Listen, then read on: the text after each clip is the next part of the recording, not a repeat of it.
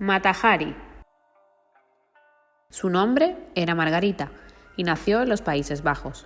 Entrada en la adolescencia, su belleza empezó a procurarle problemas. El director de la escuela en la que estudiaba magisterio comenzó a filtrear con ella, y su tutor en aquel momento decidió sacarla de la institución. Cumplidos los 18 años sin haber terminado sus estudios, Margarita respondió a un curioso anuncio del periódico. Un capitán del ejército de las Indias Orientales neerlandesas, 20 años mayor que ella, buscaba esposa. Tras una entrevista, se prometieron y se casaron pocos meses después. Sin embargo, no fue en absoluto un matrimonio feliz.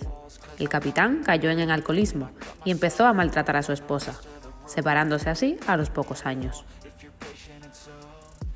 Margarita entonces tuvo que sobrevivir por su cuenta y creó el personaje que se convertiría en su alias, Mata Hari, que en malayo significa ojo del día, en referencia al sol. Así se inventó una historia personal según la cual era una princesa de Java que había sido iniciada en las danzas sacras del hinduismo y, aunque estas poco tenían que ver con sus bailes, su atrevido atuendo hizo que nadie se molestase en averiguar si la actuación o la puesta en escena eran fidedignas. Instalada en París, empezó a trabajar en un circo y protagonizó un ascenso fulgurante a la fama que le permitió dar el salto a las salas de espectáculos y pronto a las fiestas privadas, convirtiéndose en la bailarina más famosa y cotizada de la capital francesa. Su atuendo se hizo cada vez más revelador y aunque se publicitaba como bailarina exótica, habría sido más exacto decir erótica. Mientras bailaba se iba despojando de las escasas telas que llevaba hasta el punto de quedarse casi desnuda.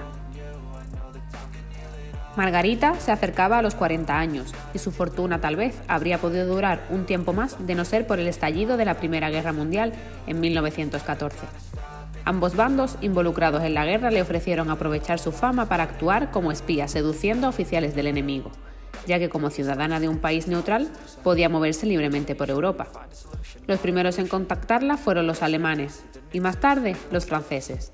Al parecer, no informó a estos últimos de la oferta previa de los alemanes para evitar suspicacias, una precaución que más tarde se le volvería en su contra.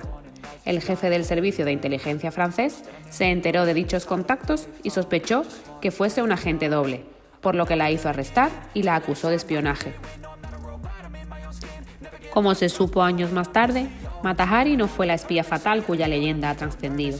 Las pocas informaciones que reveló eran casi todas simples cotilleos e historias picantes acerca de la vida íntima de algunos oficiales, y los escasos datos que realmente interesaban a la inteligencia militar eran anticuados y probablemente sacados de los periódicos de los países neutrales, no sujetos a la censura de guerra. Durante el juicio fue condenada a muerte, acusada de haber provocado con su supuesto espionaje la muerte de más de 50.000 soldados, en un proceso muy irregular, en el que no se garantizaron sus derechos de defensa y se presentaron además pruebas fabricadas por los propios mandos de la inteligencia francesa. Al amanecer del 15 de octubre de 1917, a los 41 años, Mata Hari fue asesinada por un pelotón de fusilamiento al que afrontó vestida de amazona y al que lanzó un beso de despedida. Así fue como se convirtió en una víctima de su propia fama.